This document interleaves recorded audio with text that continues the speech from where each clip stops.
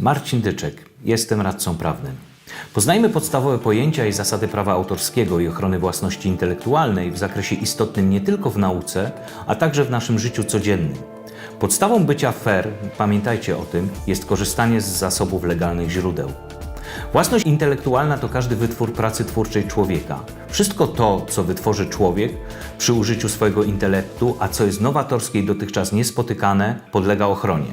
Są to w szczególności utwory, słowa piosenek, scenariusze do filmów czy muzyka, wynalazki, patenty, wzory użytkowe, znaki towarowe, topografia układu scalonego oraz geograficzne oznaczenie pochodzenia.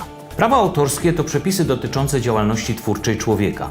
Utworem jest każdy przejaw tej działalności mający dwie bardzo ważne cechy: twórczość, czyli oryginalność, oraz indywidualny charakter. Prawa autorskie dzielimy na prawa osobiste i prawa majątkowe.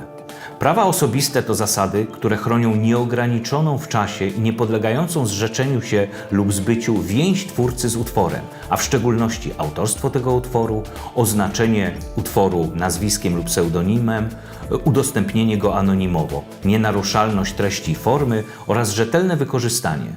Decydowanie o pierwszym udostępnieniu publiczności. Z kolei prawa majątkowe dotyczą korzystania z utworu i rozporządzania z nim na wszystkich polach eksploatacji. Przede wszystkim wynagrodzenia za korzystanie z tego utworu. Pamiętajmy, że możemy korzystać z utworu na własny użytek.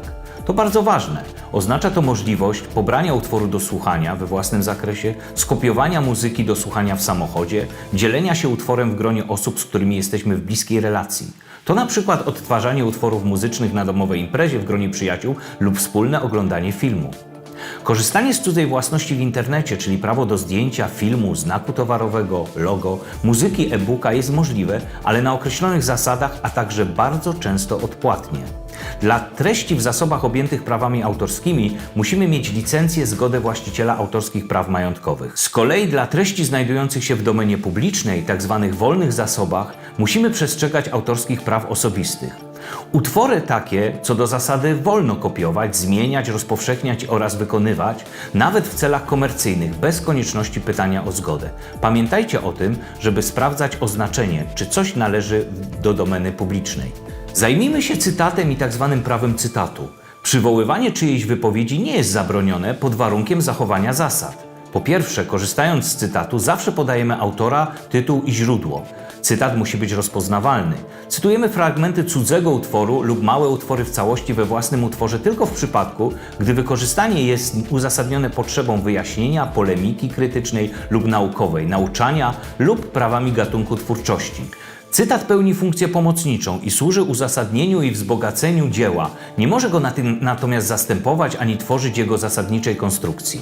Podsumowując, wszystko co zostało wymyślone, stworzone przez człowieka, bez względu na to w jakiej postaci i gdzie się znajduje, należy do kogoś. Pamiętajmy o tym, że nie możemy korzystać z cudzych rzeczy bez pytania lub z naruszeniem zasad, nawet jeśli coś będzie za darmo.